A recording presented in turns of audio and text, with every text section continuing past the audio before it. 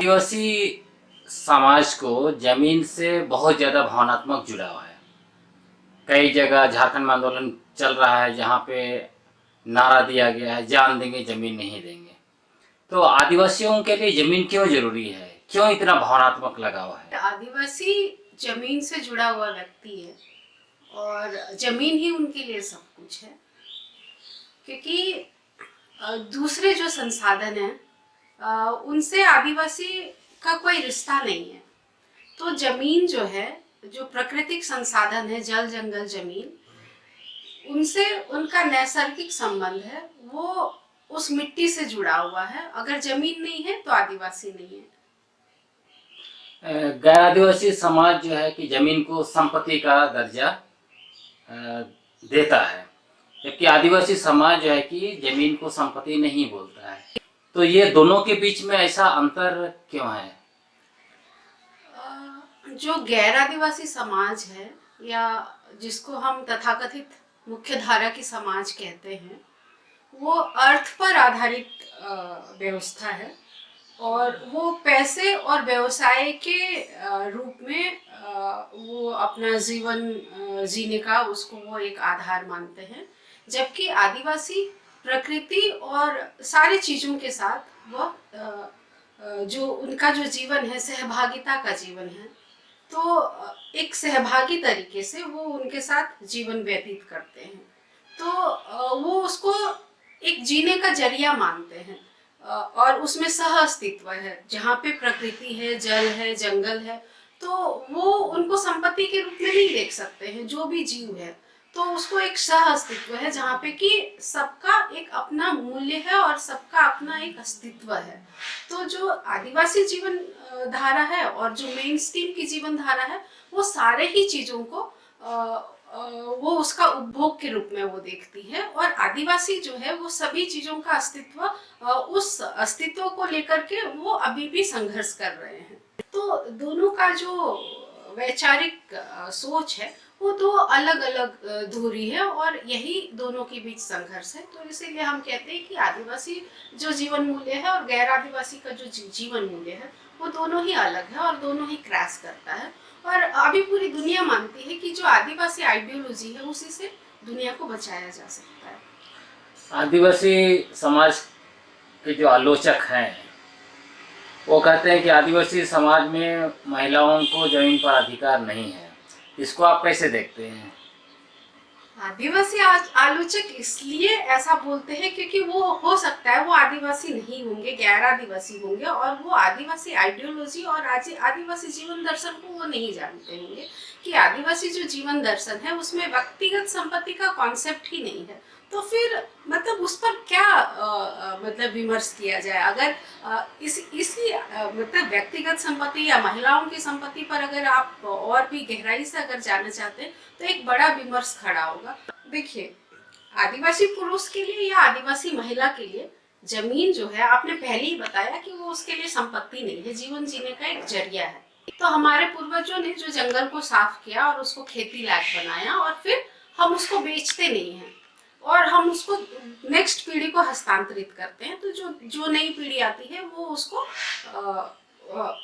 मतलब उसका वो उस पर उनका पूरा जीवन वो निर्भर रहता है। दूसरे जो गैर आदिवासी समुदाय हैं, वो व्यक्तिवादी समुदाय हैं। वहां पर सबके लिए वहां पे संपत्ति का कॉन्सेप्ट है और हमारे यहाँ संपत्ति का कॉन्सेप्ट नहीं है। तो जल जंगल जमीन और जो प्रकृति है, तो हमारे यहाँ सामूहिकता है।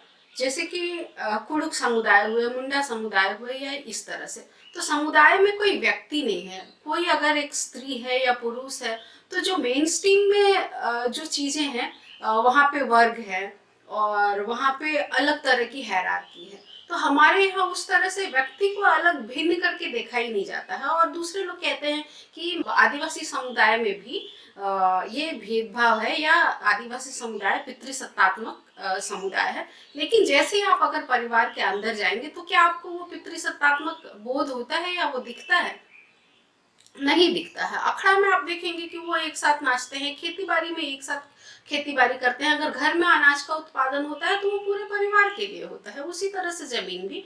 तो जब अंग्रेजों ने जब आया तब उन्होंने व्यक्तिगत संपत्ति का कॉन्सेप्ट लाया और जमीन का पट्टा दिलाया।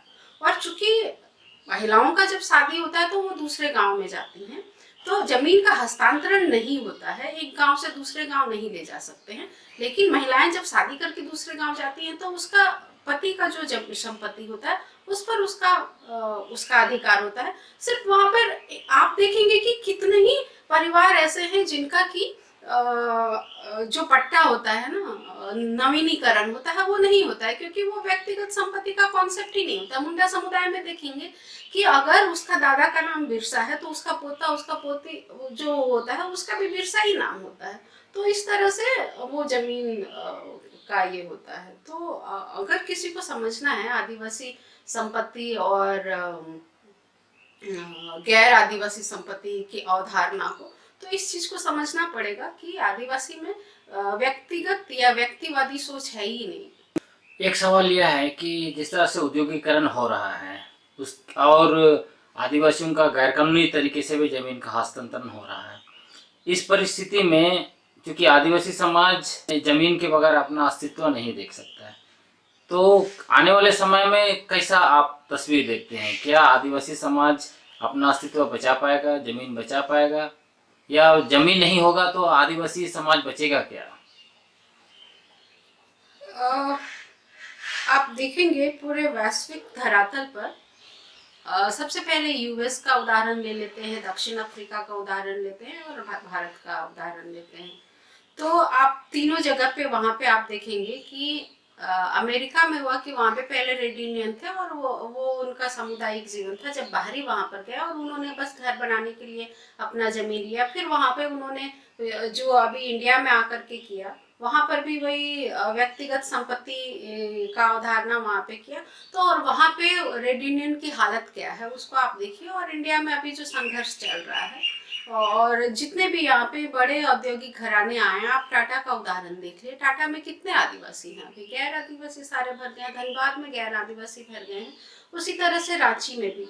तो ये इस तरह की स्थितियां आएगी, ऐसी चीजें आएंगी, तो हमारे जो आदिवासी हैं जिनका अपना संसाधन है, उनकी अपनी संस्कृति है, अपना उनका इलाका है और जीवन जीने के उनके पास संसाधन है, उन सबसे वो वंचित होंगे।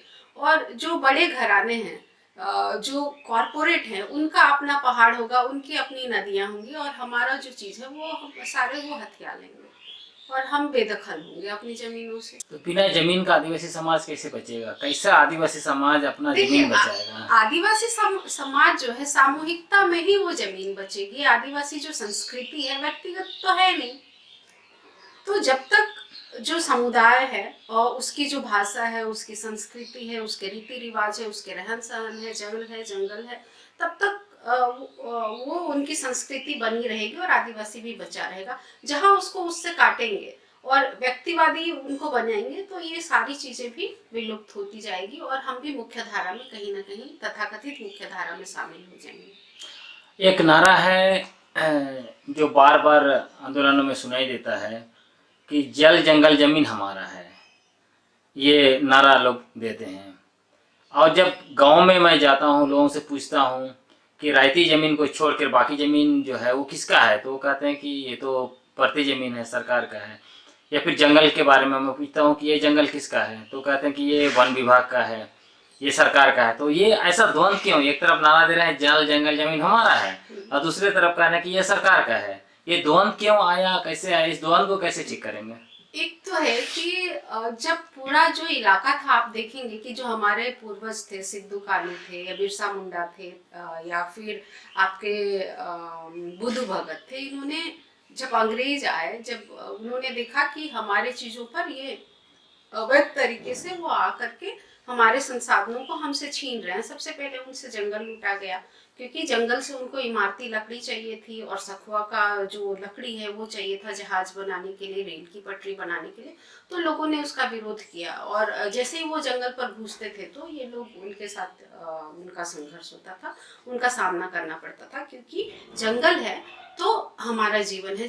तो जितने भी उत्पाद हैं वो सारे जंगल से ही हैं। जैसे आपके लिए हुआ जड़ी बूटी हुआ, खाने पीने का हुआ, कंदमूल हुआ, फल फूल हुआ, और घर बनाने के लिए जो लकड़ियां हैं, या जलावन के जो लकड़ी हैं, या मवेशियों के लिए चारा हुआ, तो बहुत सारे चीज जो है वो हम जंगल से हमें मिलते हैं। तो पहले जब टाटा कंपनी यहाँ आई थी झारखंड में, जमशेदपुर में, तो लोग उसके यहाँ मजदूरी के लिए नहीं जाते थे, तो उन्होंने, टाटा कंपनी ने बहुत सारे कुसुम के पेड़ कटवाए, क्योंकि कुसुम से हम लोगों को बहुत सारा लाभ होता था, उससे फल मिलता था, उसका हम तेल निकालते थे, और उससे जो लाह का उत्पादन होता था, उससे और भी चीज़ें बनाई जाती थी, या उसको हम वो बेचते थे। तो इस तरह से जो बाहरी दुनिया के लोगों ने आया और देखा कि आखिर आदिवासी क्यों अपने आप में इतना मग्न रहता है, सो उससे उनको कैसे काटा जाए।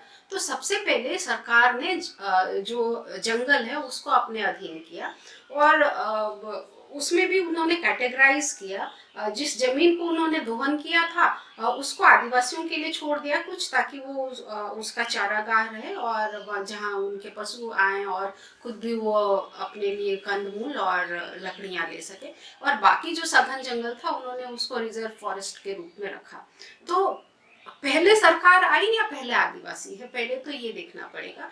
तो अभी भी आप देखेंगे कि जहाँ जहाँ आदिवासी है वहां पर ये सारे संसाधन सुरक्षित हैं, और जहाँ आदिवासी नहीं है आप देखेंगे पूरी दुनिया में, तो वहां पे जंगल नहीं है। तो ये पता चलता है कि जंगल किसका है। तरफ आदिवासी नारा देते हैं, जान देंगे जमीन नहीं देंगे, लेकिन फिर उसी जगह सत्ता उसी को दे देते हैं जो बाद में बंदूक लेकर उनका जान भी ले लेता है और जमीन भी ले लेता है। देखिए, एक जो पॉलिटिकल अवेयरनेस जो है हमारे लोगों में बहुत कम है। और दूसरी बात, जब ये अभी जो भारतीय वोट की जो राजनीति है, जिस तरह से ध्रुवीकरण किया जाता है या लोगों को बांटा जाता है, अभी आप देखेंगे मॉब लिंचिंग, पहले तो गांव में सारे लोग एक साथ मिल बैठ करके रहते थे, सब एक दूसरे के साथ मिल करके खेती बाड़ी और जो सहभागिता होती थी उसमें सब होते थे। लेकिन अभी एकाएक जो भीड़ आती है और लोगों को मार देती है, या इस तरह का जो जस्ट चुनाव के पहले ये हो रहे हैं, क्यों हो रहे हैं? ताकि लोगों को दो फाड़ किया जाए। और भारत में आप देखते हैं कि हिंदू धर्म को लेकर के किस तरह से उनको बांटा जा रहा है, ताकि जो वोट का है वो ध्रुवीकरण किया जा सके। और हमारे जो आदिवासी भाई बहन उसमें कुछ ईसाई हैं और कुछ सरना धर्म को मानते हैं। तो इसमें भी लोगों को धर्म से बहुत ज्यादा लेना देना नहीं है, क्योंकि वो जानते हैं कि जो मूल रूप से जो हम हैं वो आदिवासी है। आदिवासी रेस से आदिवासीपन वो आता है, धर्म से, धर्म को लेकर के ये इसमें कोई ये नहीं है। क्योंकि जमीन का लेकर के जहाँ पर भी आंदोलन हुआ है सब एक हुए हैं। झारखंड में आप देखेंगे CNT SPT पर जब संशोधन की बात हो रही थी तो सारे सारे लोग एक साथ आए। और जब वोट की राजनीति आप कहते हैं तो इसमें से कुछ लोग जो हैं जो चाहते हैं कि उनको मलाई मिले या राजनीतिक लाभ मिले, तो ऐसे लोग उनके खेमे में होते हैं, और वो बहुत चंद लोग होते हैं। आप इससे पूरे आदिवासी समुदाय को नहीं बोल सकते हैं।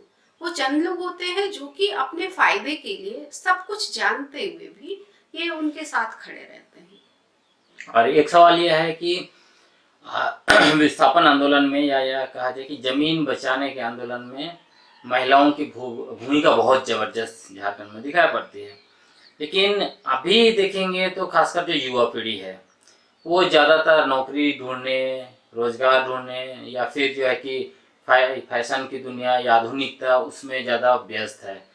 तो क्या आने वाले समय में आदिवासी समाज अपना जमीन बचा पाएगा? अभी की जो युवा पीढ़ी है उनका जमीन से बहुत ज्यादा जुड़ाव नहीं है, क्योंकि वो जमीन को देखते हैं कि इसमें बहुत कम फायदा है, और नौकरी या अन्य व्यवसाय में उनको लगता है कि उसमें बहुत ज्यादा फायदा है, क्योंकि उसमें उसको डायरेक्ट पैसा दिखता है और तुरंत वो उससे खरीद बिक्री कर सकते हैं। और वो उनका जो लाइफ स्टाइल है काफी फास्ट है।